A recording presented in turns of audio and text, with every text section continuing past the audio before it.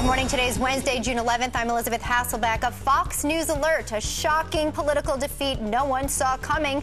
Congressman Eric Cantor ousted, becoming the first House Majority Leader in history to lose his primary, defeated by this Washington outsider and Tea Party candidate Dave Brat. We believe in God who gave us this miracle today, and we believe that that faith and that strong moral fiber is necessary for the continuation of our republic as it stands, and I truly believe that. So who is Dave Brat, and could his victory change the balance of power in Washington? A live report on that straight ahead. And a youth pastor now facing murder charges for a deadly bar fight, but he claims he was protecting himself and his parishioners. There is surveillance tape now, so what's the mystery? The pastor out on bail and here with his side of the story. And it's a race against time to get married. The story behind these incredible wedding photos after Mother Nature crashed their party. Look at that. Those are some hot wedding pictures. You know, it's a Wednesday morning, and mornings generally are just always better with friends. Hey, it's Demi Lovato, and you're watching Fox and Friends.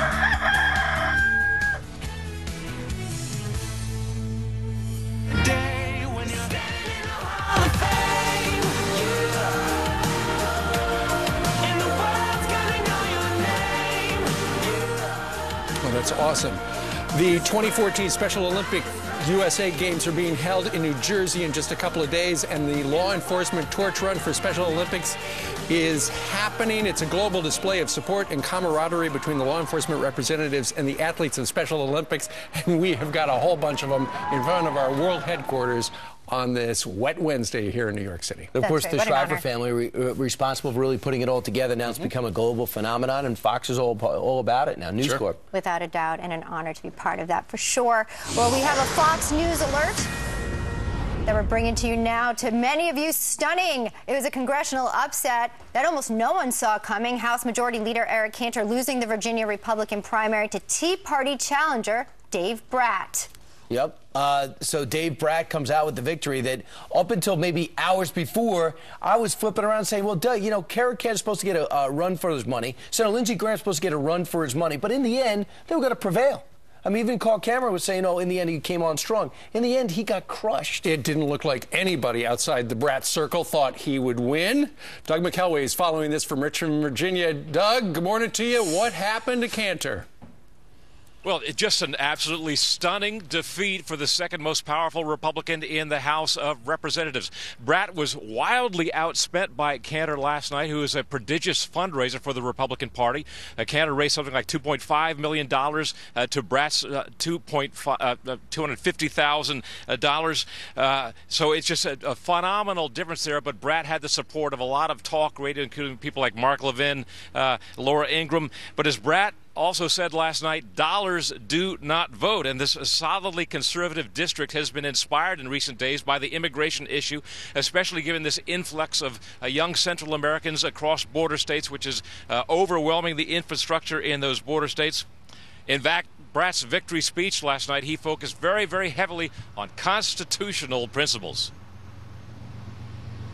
We believe in God who gave us this miracle today, and we believe in the faith of the founders, and we believe that that faith and that strong moral fiber is necessary for the continuation of our republic as it stands, and I truly believe that. And Cantor was pretty much gracious, even a little bit optimistic in defeat last night, a totally unexpected defeat. I know there's a lot of long faces here tonight, and it's disappointing, sure. But I believe in this country. I believe there's opportunity around the next corner for all of us. So I look forward to continuing to fight with all of you for the things that we believe in, for the conservative cause, because those solutions of ours are the answer to the problems that so many people are facing today. Thank you all very, very much. Brat rejects the notion that he is a strict Tea Partier. He says he simply embraces free market principles and limited government. But he kept coming back to this religious theme last night.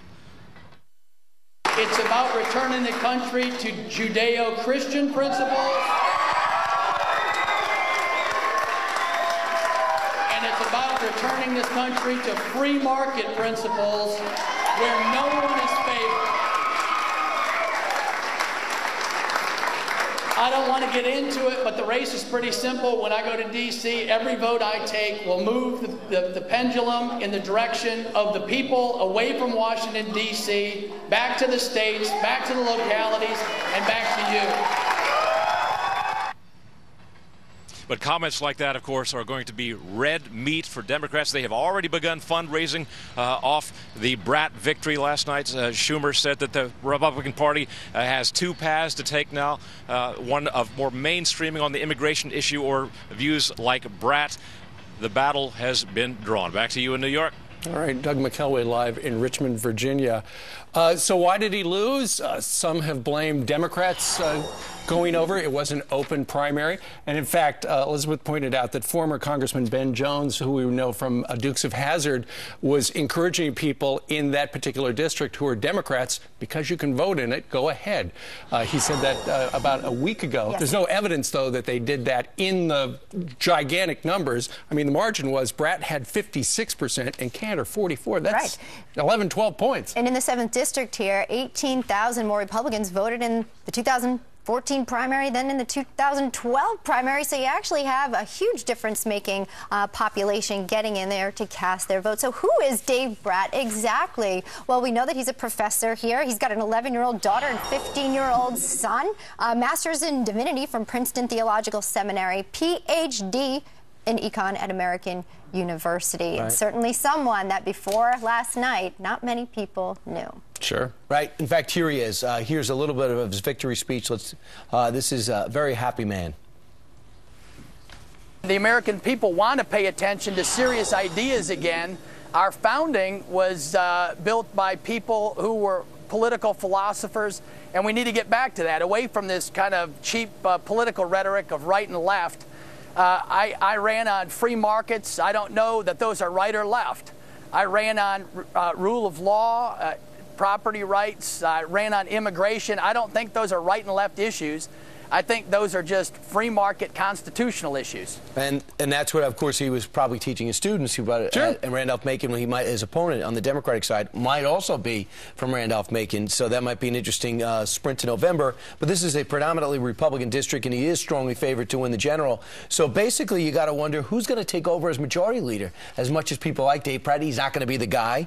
Will it be a woman? Will it be Representative Kathy McMorris Rodgers? Will it be Tom Price? Will it be Paul Ryan, perhaps? Steve Scalise, Jeb Hensarling, many people are talking about. Well, what about the whip, Kevin McCarthy out of California? Because the question right now is, will Eric Cantor, who couldn't even win his district, would he go ahead and say, you know what, I'm going to give it up right now? And then we just put up Kevin McCarthy. He's next in line. He has said that he is undecided on it. He said he's heartbroken right now. Steve Scalise, a Republican from Louisiana who heads up the Republican study group, probably the most conservative guy on the block. There he is right there. But Dana Perino, who was filling in last night for Greta, she suggested Kristi Noem. Fresh face, female appeal. She, of course, a congresswoman from the great state of South Dakota. So will Mr. Cantor step aside? Or, I was reading one blog, Cantor, one of the things that people say cost Cantor the nomination is the fact that he supports some form of immigration reform. He was labeled by Mr. Brat as supporting amnesty, which he says he's not. But some have suggested what Mr. Cantor could do, since he's got nothing to lose, just go ahead and push it through right now. All he would need is something like 10 Republicans to join all the Democrats, and they could get it done before November. Right. David Brat, though, going door to door asking people if that's what they wanted, and it certainly wasn't, as it turns out, with the numbers we just saw. If the president thought by allowing the illegals to stream into the country and overwhelm our system was going to work towards rushing in immigration reform, he again misjudged. Sure. Because this is entirely boomeranged. And if he thought he had an ally in Majority Leader Eric Cantor, Cantor is now out, and it doesn't feel as though any Republican feels it's to their advantage to go say, hey, let's let everybody in. Big changes in infusion here as it pertains to the Republican Party. Heather Nauert is